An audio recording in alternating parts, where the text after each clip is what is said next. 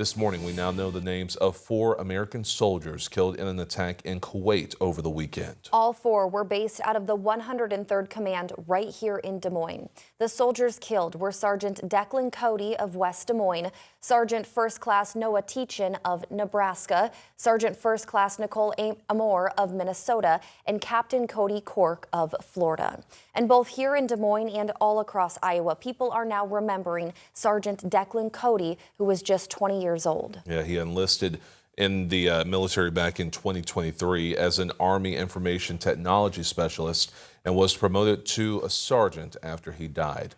Local 5's Emma Stroner is live in studio. And Emma, what are we learning about him this morning? Well, Dana and Joseph, he was a student at Drake University and he was going to graduate just next spring. He was studying information systems, cybersecurity, and computer science, and the university says he had a very bright future ahead of him. Before college, he graduated from Valley High School just right here in West Des Moines. His sister, Kira, is just a few older than him and a few years older than him and says he was about to turn 21 in just 2 months. Now, she joked with him that he wouldn't even get to drink for his 21st because he was still going to be in Kuwait. But the two, regardless, were still very excited to celebrate. She says his death now doesn't feel real. I just really wish I got to tell him I love him one more time because he was just so amazing and he always in front of everybody just was like really strong.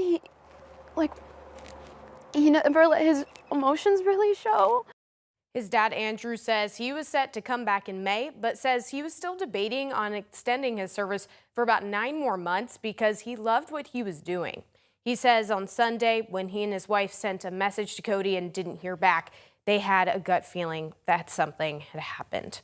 As Cody's family shares memories of him, we know hundreds of others are doing the same as he's touched several communities across the state. Dana? I can only imagine what that family is going through. Emma, thank you. Well, tributes are pouring in from all over the state remembering Sergeant Cody. In a statement, Drake University said that Cody, quote, had an incredibly bright future ahead of him, adding, in moments like these, we must all come together to show much needed love and compassion for the Cody family through this incredibly difficult time.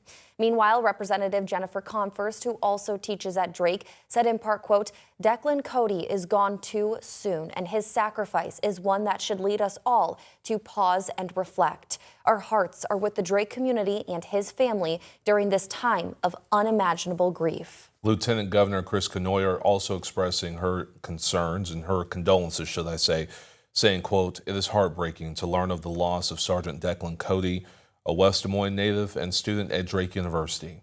We remain forever grateful for his sacrifice, or for his service and his sacrifice. Also back here at home, there is some growing concern this morning over potential retaliation as conflict grows in Iran and the Middle East. The Department of Homeland Security is warning of potential lone wolf and cyber attacks. I spoke with Dr. Doug Jacobson, who is the head of Iowa State University's Center for Cybersecurity Innovation and Research. And he says Iran could target our infrastructure, like our power and water systems. At the same time, he says scammers will use events like these to tug at people's emotions and get you to give up your personal information and ultimately your money.